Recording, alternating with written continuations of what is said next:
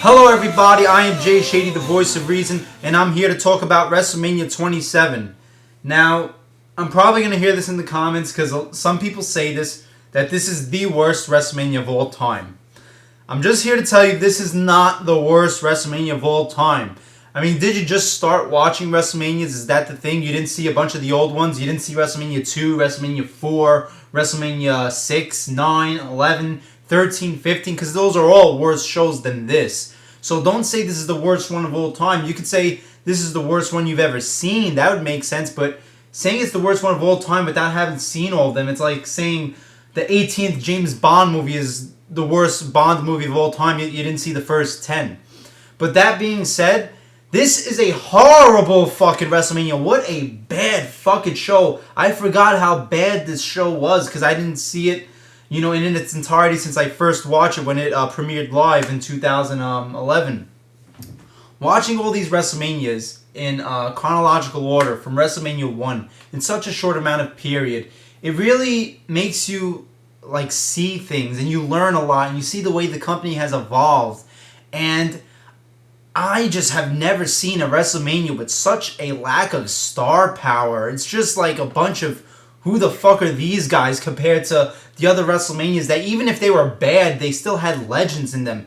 I mean, these are just fucking people nobody's going to remember 10 years from now. I don't want to say that this is a one match show because, I mean, there are matches here that offer some type of goodness here and there. But this is definitely a one memorable match show because there's only one memorable match on here. Of course, that's Undertaker and Triple H. If it was not for that classic Undertaker Triple H match, this would easily be one of the top 5 worst WrestleManias of all time without a doubt. It's still in the top 10 worst WrestleManias of all time. My problem with this show, this is the definitive of when people say a WrestleMania felt like a really long Raw episode. I've never seen that apply as much as it does to this one. This is a long Raw episode all the fucking way. I mean, you start your WrestleMania with a 10-minute opening promo. You have a bunch of lame-ass backstage segments. This WrestleMania was PG rated as fuck. You had Hornswoggle rapping, Pee Wee Herman. You had a bunch of matches you see on Raw quality matches. A main event with Miz versus John Cena, a match you see 40 times on Raw. A dumb finish to your main event. This was Raw. I don't give a shit. This was not WrestleMania. This is not how WrestleMania looks. And I just did not like anything about this show other than that one match. That it didn't feel like WrestleMania. There wasn't really an atmosphere about it. It just looked like a G-rated fucking Raw. So you open your WrestleMania 27 show with the 10 to 15 minute promo. What the fuck is wrong with this? What's wrong with this picture? How is this any different from Raw? Raw opens with a 10 to 15 minute promo. WrestleMania opens with a 10 to 15 minute promo.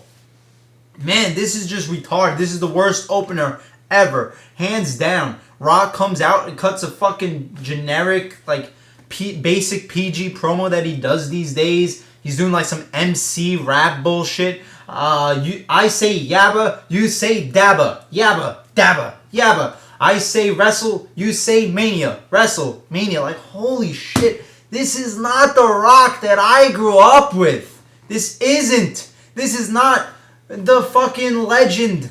The fucking most electrifying man in all of entertainment. And I'm not even one of those people that's I want The Rock dead, I hate him. But, I mean, I can't, really defend him that much longer. I can't defend him. And I can't, criticize people for it, turning on him because it's just, what is this man doing to his reputation? Can't he just, take a page out of Austin's book? And, Austin's worried about his character. That's why he's staying away. He doesn't want to ruin his character, but The Rock is just ruining himself with this shit. This was a horrible promo, just pandering, just your basic new Rock promo, nothing entertaining, and this is not how you open WrestleMania 27. Your first match is Edge versus Alberto Del Rio for the World Heavyweight Championship. This is just the fucking Vince McMahon just taking a big fucking shit on WCW's big gold belt. Opening your WrestleMania, this is what the World Heavyweight Championship has become. It's a fucking shame. I mean, this match is good. It's a this just should not be your fucking opener. It totally destroys the match, you know? You want to sit down and have like an exciting opener that kind of like doesn't really mean too much, and you open it with a main event. Fucking retarded. What logic is that, opening your show with a main event? But this is a good match. It's not like really good. It's not like a really WrestleMania quality match, but it's a good match nonetheless. Edge wins with the spear. There was a nice closing finish with, I think Del Rio was doing the arm breaker shit. Edge countered it to some other submission move, and then Del Rio breaks out of it. Edge hits him with the spear, retains the championship. Edge's last match ever. So, good way for him to go out retaining the championship at Mania, but opening the fucking show. What the fuck is wrong with these people? Then your second match is Cody Rhodes versus Rey Mysterio, and this was your undercard match of the night, without a doubt. This was an exciting match. This was a good match, pretty good. This would have been a lot better if Rey Mysterio was a younger Rey Mysterio, of course. But this was an exciting match. I liked this match. I fucking hated Cody Rhodes' fucking distorted face gimmick here.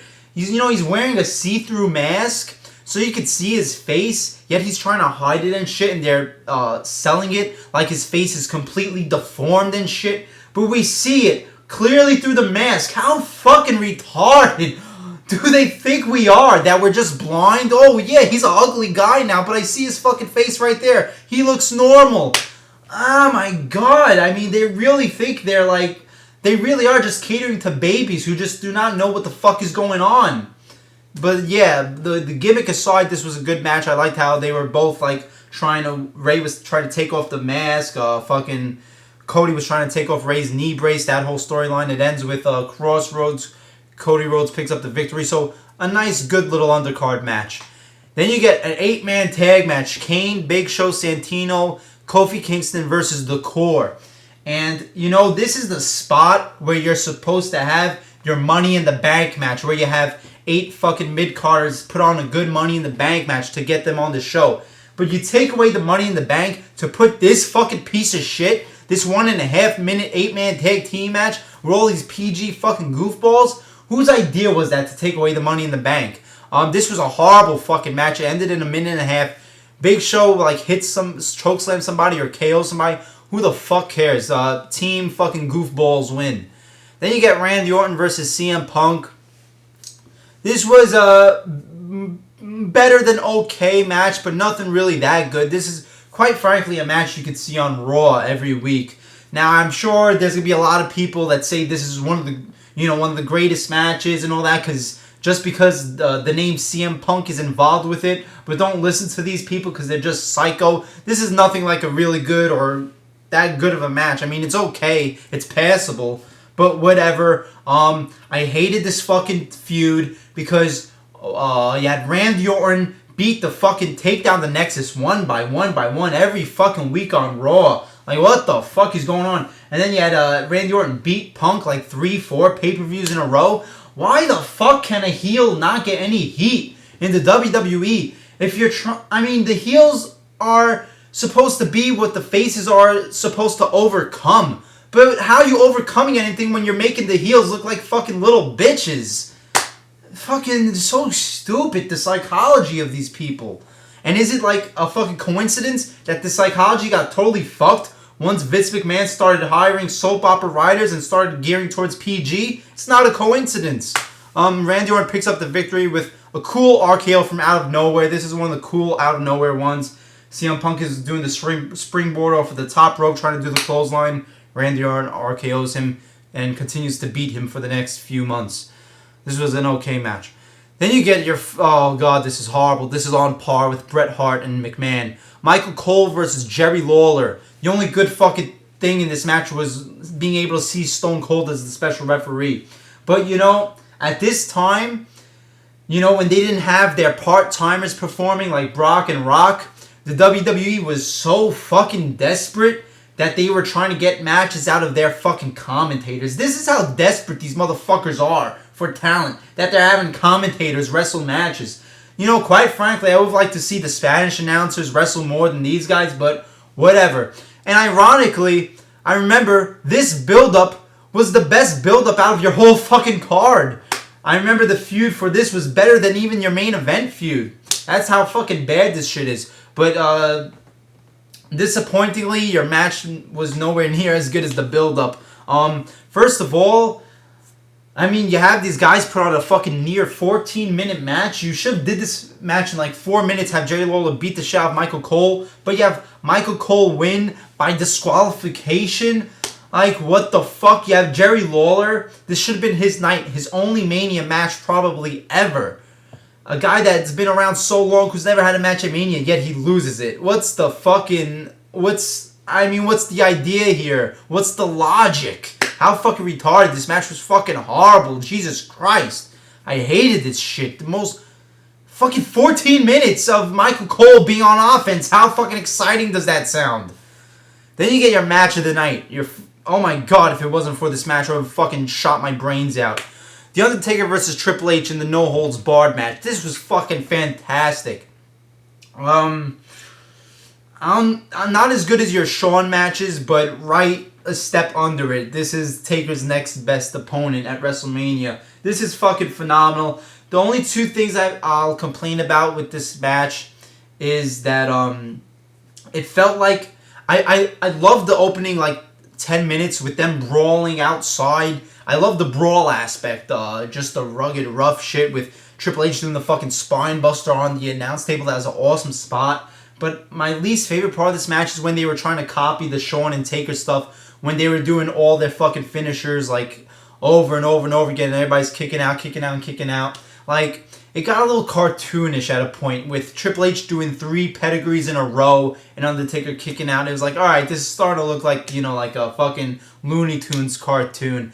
And also, compared to the first Michaels and Taker match, and contrasting with the next 3 matches with Michaels, Taker 2, and the other 2 Triple H matches, I feel like that first match, like, I loved that match because it worked its way up to that amazing ending. With the next 3 matches, with the Michaels, Taker 2, and the 2 Triple H matches, I feel like they started rushing for the false finishes way too fast. Like, I think 10 minutes in, they're going for their finishers. Whereas in the first Michaels Taker match, it takes like maybe 17 minutes before they start going for their finishers. So I thought with those last 3 Taker matches, the whole false finish fest felt a little rushed. I think you could have done more. But enough complaining about the match, because this is just a great fucking match. This is my preference over all the Undertaker Triple H matches. This is better than their Hell in a Cell match at Mania 28. This is fucking amazing. I mean, the fucking story was fucking phenomenal. Triple H beating the fucking shit out of Undertaker. Like, I loved how they reversed the Mania 26 with Michaels and Taker, whereas this time Triple H was beating the shit out of Taker, and he was telling Taker to stay down, and Taker was trying to crawl, and then he puts the hand on Triple H, and Triple H is like, no, and just throws his hand away like it's nothing. Fucking awesome. And then when Triple H did the tombstone, and did that, and the thing, for a split second, I think everybody thought that might have been the end of the streak, because you think a guy like ego like Triple H might be the guy to break the streak. And when he did the tombstone, I was like, oh, holy shit, is this really it? But of course, Undertaker kicks out. Undertaker gets the win with the Hell's Gate. Triple H taps out. At the end of the match, Triple H is able to walk away. Undertaker has to be driven away. That's how beat up he was. Fucking fantastic match. Match of the night, easily. Great match. Then you get your 6-person mixed tag team match. John Morrison, Trish Stratus, Snooki versus Dolph Ziggler, Lay Cool. Snooki, yeah, that's so fucking awesome. Oh, man, I mean, how fucking desperate is WWE, like, trying to, like, bring in MTV viewers? Like, they really think they're so fucking cool bringing in Snooki, a fucking piece of trash like that. And I'm sure she's going to be at WrestleMania 29 because it's in New Jersey, so they're probably going to have the whole fucking cast of Jersey Shore there. This was fucking bullshit. I'll say Trish Stratus and Michelle McCool tried to save this match, but, it's just your fucking filler-ass match.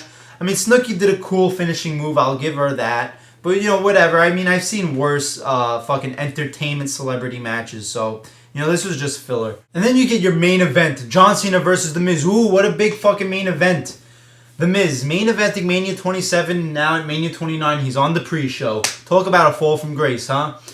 Your video package for The Miz before his entrance I thought was great, done awesomely, no pun intended, with Nas's Hate Me Now song playing, a bunch of good clips of former champions, clips of The Miz, I thought it was really good. But John Cena's entrance, what the fuck was that piece of shit? Oh my god. The worst entrance of all time in my opinion. It just made no sense. They have a gospel come out and they start singing fucking God songs and church songs like to introduce John Cena. Like, what the fuck is this shit? Was John Cena just hanging out with Shawn Michaels a little too much lately or something? When did he all of a sudden become being all about God and church and religion?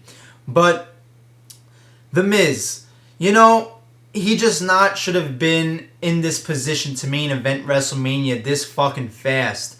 I mean, he was at Mania 26. His debut, the Mania before this, was opening the show in a tag team match. And now he's main eventing Mania for the title. That's a big fucking deal.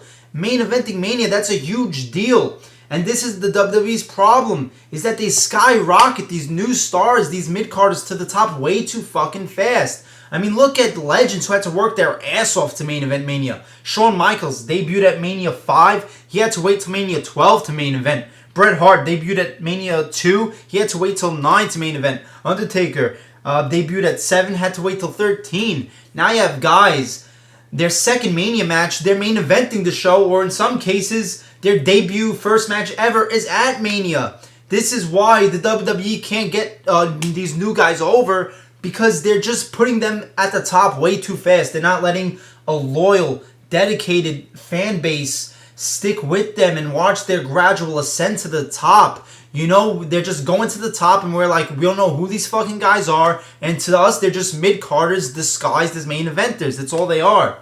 But the big problem about this match is that this match was just fucking filler for Mania 28. Nobody gave two fucks about The Miz. All we cared about, everybody cared about, was The Rock versus John Cena. The Miz, the champion, was a fucking afterthought.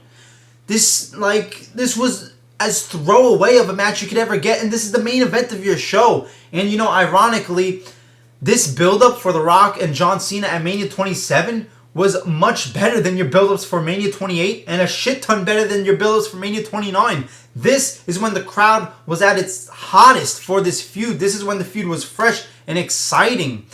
And it's a shame that they didn't have their match at Mania 27. But all that aside, holy fucking shit, this match fucking sucks so much dick. Oh my god, this is a horrible match. In my opinion, for worst Mania matches of all time, there's Hogan and Sid, and then there's this. But at least with Hogan and Sid, you had a fucking awesome finish with the Ultimate Warrior returning. Here, the fucking finish is fucking retarded and crappy. This is a horrible match. Oh my god. Talk about a Raw match. This is a match you get on Raw, and it's a fucking shitty Raw match at that. This match was horrible. Nothing exciting, nothing dramatic, nothing intense. Yeah, John Cena, rusty and fucking sloppy as fuck in this match. He's going for the AA within 5 minutes like he always does. I mean, this match was just so plain. The second worst main event match of all time. This is not acceptable to close out your fucking show. And then the ending to this was so retarded. You have them get counted out, and then The Rock comes out, and he announces that the match is going to restart. How fucking retarded is that? You know, the whole count out, restarting the match. It's just so stupid. And then Rock bombs John Cena. Miz beats him 1, 2, 3. And then your closing image of Mania. The Rock rushes back in the ring, beats the fucking shit out of the Miz, and he's posing. What the fuck? Your ending segment of Mania is supposed to be the champion raising the belt high to show that they're the top guy in the company, but the top guy in the company is a guy who isn't even a wrestler, who isn't even performing matches. What the fuck is wrong with these people? You have The Rock bury the fucking champion on your show. Way to show the belt prestige, you know? This is why people are turning on The Rock, and you know, I mean, I can't blame them. It's just The Rock, the way the company presents him as he's bigger than the whole product itself. Like, he's bigger than the championship. It's like The Rock is like this god, and everything is just about him. He's just larger than the whole company, and that's why everybody is turning on him. So this was a horrible ending. I give the show a 5.75 out of 10. Horrible, horrible, horrible show. This is a Raw. A Raw disguised as being WrestleMania. But make no mistake about it, the show fucking sucks dick. There's only one match that you'll go back and watch, and that's Undertaker versus Triple H. I mean, just The Rock being all around this fucking show really hurt it. I mean, even when I was first watching it and I was still really into The Rock, I was still like, why is he all over the show if he's not a performer? Why is he having, involvement in stuff that he shouldn't be having involvement in? It's just like, everything was just about The Rock. And that's the problem. They can't just have The Rock be, a part of the show. He has to be the whole fucking show. So yeah, 5.75 out of 10. This is a horrible WrestleMania. One more to go, and then it's time for WrestleMania 29 on Sunday. I'm Jay Shady, the voice of reason. Like, comment, subscribe, and I'll see you later.